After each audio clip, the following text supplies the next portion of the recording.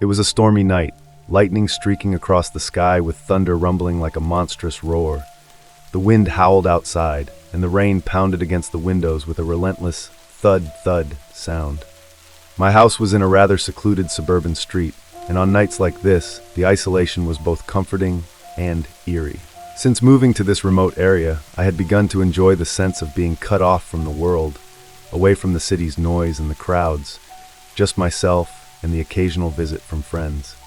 I was curled up on the couch in the living room, engrossed in a novel, losing myself in the world the book painted. The TV was on, providing some background noise, trying to dispel the slight fear brought by the stormy night. Suddenly, a series of urgent knocks on the door shattered my peace. The sound was jarring in the quiet night, and my heartbeat quickened instantly. Who would visit on a night like this? With a mix of curiosity and apprehension, I slowly walked to the door and looked through the peephole.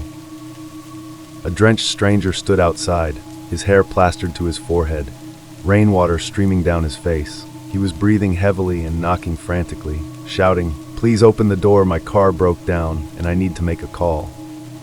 A sense of unease washed over me. Though he appeared to need help, I was reluctant to let a stranger into my house on a stormy night. Speaking through the door, I said, "I can lend you my phone, but please stay outside." His eyes grew more desperate as he shouted back, "The rain is too heavy, the phone might get damaged. Can I come in for a moment?" I shook my head firmly. "I'm sorry, I can't let you in." His expression turned sour, and he became more agitated, banging on the door louder and louder. Fear and anxiety gripped me as I hurried to lock all the windows and doors, praying he would leave soon. However, instead of leaving, he began to walk around the house. Peeking through the curtains, I saw him pacing outside, searching for another way in. His figure looked eerie in the flashes of lightning. I picked up my phone to call the police, but the storm had disrupted the signal, and I couldn't get through. Panic set in, and all I could do was clutch my phone tightly, listening to the noises outside. After a while, the noises ceased, and I breathed a sigh of relief, thinking he might have given up. But a few minutes later, a soft tapping came from the windows. I heard the sound of someone trying to open them, and fear surged through me. I hurried to check if all the windows were locked, but the fear didn't subside. It only grew stronger. I listened intently to the outside noises, and suddenly, a piercing sound came from the back door. It sounded like someone was trying to pry it open. I quickly ran to the kitchen and grabbed a knife, my heart pounding like a drum. In the flashes of lightning, I saw that the lock on the back door seemed tampered with. At that moment, a wave of extreme fear washed over me. I realized I had to act and couldn't just sit passively. So I armed myself with household tools for self-defense and checked all the locks once more. I found a baseball bat and gripped it tightly, telling myself that if he got in, I would defend myself with all my might. Suddenly, the noises outside stopped, replaced by an eerie silence. I held my breath, straining to hear any sound. Then, the silence was shattered by the sound of breaking glass from the living room. I saw the stranger attempting to climb through the broken window. In that instant, fear and anger surged within me. I shouted at him, trying to intimidate him while swinging the baseball bat. He hesitated, then continued trying to get in. I swung the bat with all my strength, hitting his shoulder hard. He cried out in pain, falling backward out of the window. He didn't give up, but instead became more frenzied, trying to climb back in. I seized the moment, grabbed the pepper spray from the drawer, and sprayed it directly into his face. He screamed in agony, covering his eyes, and stumbled away. After he fled, I felt utterly drained, collapsing to the floor in tears. Finally, the phone signal returned, and I called the police. They arrived quickly and reassured me while taking my statement. They searched the area but found no trace of the man. They advised me to stay with a friend for a while and promised to increase patrols in the area. Reflecting on the experience, I realized there were many improvements needed in my home security. I decided to install more security measures and considered getting a surveillance system to feel safer. Despite these measures, the terror of that night lingered in my mind. Every nightfall brought a wave of anxiety, as if the stranger might return at any moment. This experience taught me that while living alone can offer peace and freedom, it also requires constant vigilance to ensure one's safety. Safety is paramount, and one must never let their guard down.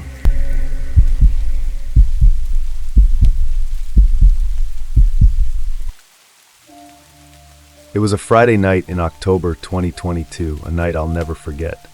I'm Mike, a junior at Iowa State University. That evening, I was alone in my rented house on the outskirts of Ames. My roommate Tom had gone to a weekend music festival and wouldn't be back until Sunday. Outside, the rain was pouring down, thunder rumbling, and lightning occasionally illuminating the entire room. I was sitting on the living room couch, working on a paper due next week. The old wooden house creaked and groaned in the wind and rain, but I was used to these sounds and didn't think anything of them. Around 10 p.m., I heard an unusual noise. At first, I thought it was just a tree branch hitting the window, but the sound persisted and grew clearer. I put down my laptop and listened carefully. It was a rhythmic tapping, like someone gently knocking on the window with their knuckles. My heart suddenly started racing. This house was on a quiet road with few neighbors around. Who would be knocking on my window in this weather?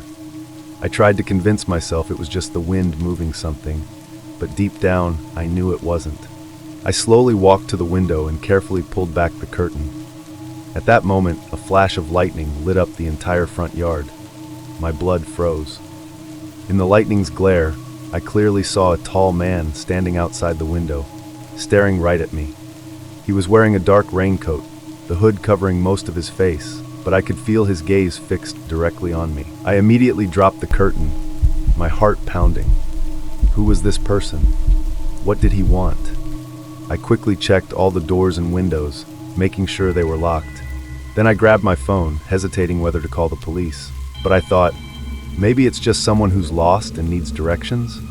Or some student playing a prank? I decided to observe the situation a bit longer before calling. I carefully looked out the window again, but the man was no longer in his original spot. I breathed a sigh of relief, thinking maybe he had left. But just then I heard a noise from the back door. Someone was trying to open it. Fear washed over me like a tidal wave. I realized this person wasn't seeking help. He was trying to break into my house. I immediately dialed 911 and described the situation to the operator in a shaky voice. She told me the police would arrive soon and advised me to find a safe place to hide. Just then, the entire house suddenly plunged into darkness. A power outage. I could hear my own rapid breathing and the sound of rain beating against the windows. In the darkness, every tiny noise seemed magnified. I fumbled my way towards the kitchen, wanting to find a knife for self-defense. Suddenly, I heard the sound of breaking glass from the living room. The intruder had broken a window. I could hear him climbing into the house, his footsteps echoing in the living room. I held my breath, trying not to make any sound. I knew I had to hide. I tiptoed into the bedroom and crawled into the closet. In that small space, I could hear my own heartbeat. Outside, the footsteps were getting closer. I clutched my phone tightly, hoping the police would arrive soon. The footsteps stopped at the bedroom door. I heard the creaking sound of the door being pushed open. The intruder was in the room. I could almost hear his breathing. I closed my eyes, praying he wouldn't find me. Just then, I heard police sirens. Thank God the police had finally arrived. The intruder seemed to hear them too, as I heard his hurried footsteps running towards the living room. Then came the sound of breaking glass, probably him jumping out through the window. I still didn't dare move until I heard the police entering the house. Shaking, I crawled out of the closet and reported my location to them. When I finally saw the light from the police flashlights, I felt an overwhelming sense of relief. The police quickly searched the entire house and surrounding area, but the intruder had escaped. They told me that there had been several similar break-ins in the area recently, likely by the same person. They advised me to stay at a friend's house or a hotel for the night and promised to increase patrols in the area. This experience left me with a deep psychological scar. In the months that followed, I couldn't sleep well and was often awakened by nightmares. I never dared to stay home alone again, especially on rainy nights. I installed a security system and reinforced the doors and windows, but still felt unsafe.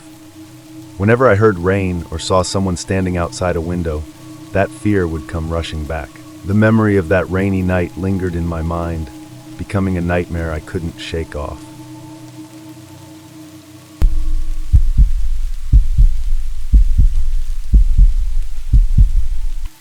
A fierce storm raged outside and I was home alone. The wind howled and rain pelted against the windows with a ferocity that made everything feel more ominous. Lightning lit up the sky intermittently, followed by thunder that seemed to rattle the very walls of my house. The power had gone out due to the storm, plunging the house into darkness. I relied solely on the dim light of my phone to move around. My name is Samantha and I live in a detached house in the suburbs. Usually this place is peaceful and comfortable, but tonight's weather made everything feel eerily different. As night fell, I felt an inexplicable sense of dread, as if something unknown and dangerous was lurking nearby. Just as I sat down on the couch, trying to distract myself with the glow of my phone screen, it suddenly rang. The caller ID showed an unfamiliar number. I hesitated, but eventually answered. There was no response on the other end, only the sound of rain and faint breathing. A chill ran down my spine, and I quickly hung up. However, moments later, the phone rang again, displaying the same number. After several more identical calls, unease settled in. I decided to turn off my phone, but the sense of being watched lingered. Occasionally, the lightning outside would illuminate strange shadows, making me feel like someone was lurking just beyond my windows. I tried to reassure myself that it was just my imagination, but the fear refused to dissipate. I went to the kitchen, picked up a hammer for self-defense, and checked all the doors and windows to ensure they were securely locked. As I prepared to return to the living room, I heard noises coming from the backyard, as if something was moving around. Holding my breath, I cautiously approached the back door and discovered that the lock had been tampered with and muddy footprints were visible near the door. Panic washed over me as I realized an intruder was close. I gripped the hammer tightly and slowly made my way to the kitchen, trying to assess the situation. That's when I heard low voices coming from inside, as if someone was discussing how to break into the house. I edged closer to the kitchen, hammer in hand, ready to defend myself. The voices grew clearer, and I could discern that two men were talking. They mentioned that the house had no alarm system, and that I was alone every night, making it an easy target. My heart pounded, threatening to burst from my chest. Knowing I had to act, I rushed towards the kitchen door, intending to slam it shut and lock it. But just as I reached the kitchen, the door swung open, revealing a tall, menacing man holding a knife. His cold, emotionless eyes met mine. I screamed, slamming the door shut and locking myself in the bedroom. I leaned against the door, breathing heavily, hearing the man cursing and pounding on the door. I knew this flimsy door wouldn't hold for long, and a sense of hopelessness and fear gripped me. Suddenly, I remembered the old fireplace passage in the house. Though it hadn't been used in years, it might be my only chance to hide. I quickly moved some furniture, revealing the hidden door to the fireplace passage, and crawled inside. The narrow passage was filled with dust and cobwebs, but I ignored it, focusing solely on evading my pursuer. The man's footsteps grew louder, the pounding more forceful. I held my breath in the darkness, trying to remain completely silent.